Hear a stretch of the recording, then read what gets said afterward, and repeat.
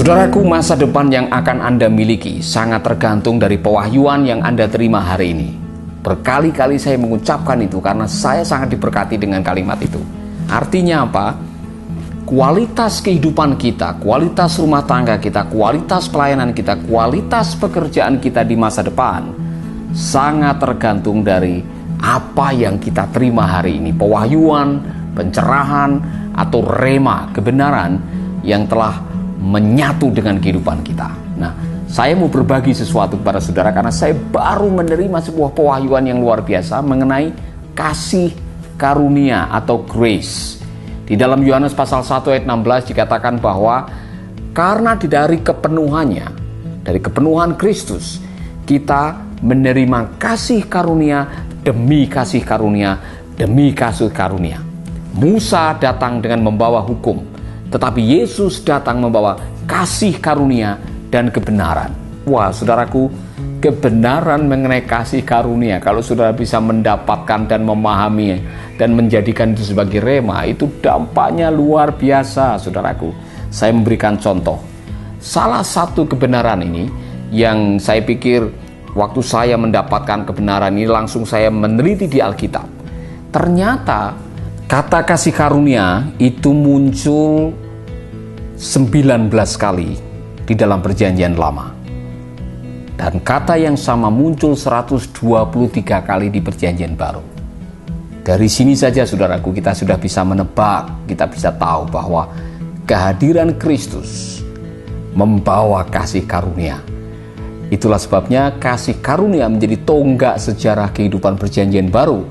Kita semua yang percaya perjanjian baru, kehadiran Kristus menjadi sebuah babak baru kehidupan orang untuk bisa kembali terhubung dengan Bapa yang di surga.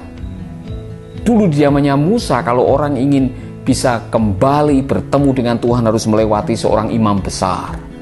Untuk mendapatkan pengampunan dosa harus mengorbankan kambing atau domba atau barangkali binatang yang lainnya, saudara. Saudaraku, kasih karunia punya makna yang sangat luar biasa. Saya waktu membaca itu saya pikir, waduh, seharusnya saya mendapatkan pewahyuan ini awal-awal pelayanan saya dulu 25 tahun yang lalu. Namun baru kali ini Tuhan memberikan itu dan saya bangga oleh karena ternyata konsep kasih karunia atau grace itu telah dituliskan oleh Alkitab dan itu semua adalah untuk kita semuanya. Sayangnya kita dari dulu hanya menyanyikannya, sangat besar anugerahnya, tapi kita tidak memahami lebih jauh.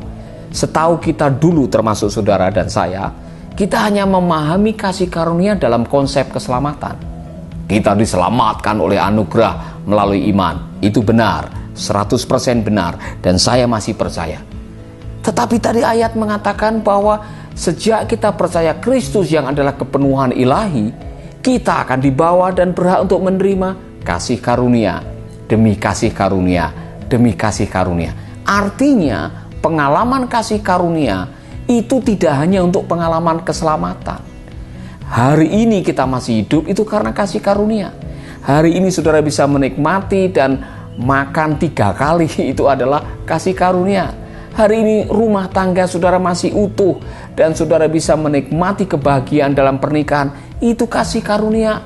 Hari ini saudara masih bisa melayani Tuhan, itu kasih karunia. Jadi saya percaya kepada apa yang dikatakan oleh firman, kalau orang percaya, orang Kristen, siapapun juga mempercayai bahwa semua yang kita terima adalah kasih karunia, maka apa yang dikatakan oleh Yeremia itu menjadi sebuah kebenaran yang luar biasa. Selalu baru setiap hari, baru setiap pagi, besar setiamu. Mercy yang adalah bagian daripada kasih karunia itu berhak saudara dapatkan setiap hari. Itulah sebabnya kita bisa hidup dari kasih karunia kepada kasih karunia. Nah, salah satu contoh saja, kasih karunia dalam konsep atau dalam kaitannya dengan damai sejahtera. Orang yang mengalami kasih karunia dan memahami kasih karunia, otomatis orang itu akan hidup dalam damai sejahtera. Maka tidak heran apabila Rasul Paulus mendampingkan atau memasangkan kasih karunia dan damai sejahtera selalu berjalan bersama-sama. Seolah-olah kasih karunia dan damai sejahtera itu seperti satu keping mata uang yang tidak bisa dipisahkan. Orang yang memahami konsep anugerah atau kasih karunia otomatis akan hidup dalam damai sejahtera. Amin. Mungkin saudara bertanya, Pak, hubungannya apa antara kasih karunia dengan damai sejahtera? Gampang, saudara. Kalau saudara tahu bahwa hidup adalah kasih karunia Tuhan, hari ini adalah kasih karunia Tuhan, dan kasih karunia itu selalu baru setiap hari. Coba cek baik-baik, kalau besok pagi saudara masih bisa bangun dan menghirup nafas segar, artinya masih ada kasih karunia Allah buat saudara. Seberat-beratnya persoalan yang kita hadapi, sesulit-sulitnya pergumulan yang sedang menerpa hidup kita, seberat-beratnya badai kehidupan yang sedang saudara alami, kalau besok masih ada nafas kehidupan, artinya masih ada kasih karunia daripada Tuhan. Itulah sebabnya Anda akan memiliki pengharapan, karena kasih karunia selalu baru, berarti besok ada harapan yang baru. Saya tidak heran apa yang diucapkan oleh Yeremia. 40 tahun dia melayani dan tidak ada satupun orang yang bertobat. Kemudian dia begitu menderita karena apa yang disampaikan dilecehkan oleh umat Israel. 40 tahun. Tapi Yeremia mengatakan, saya setiap kali mengingat akan kasih karunia yang baru setiap pagi dari Tuhan, muncullah pengharapan.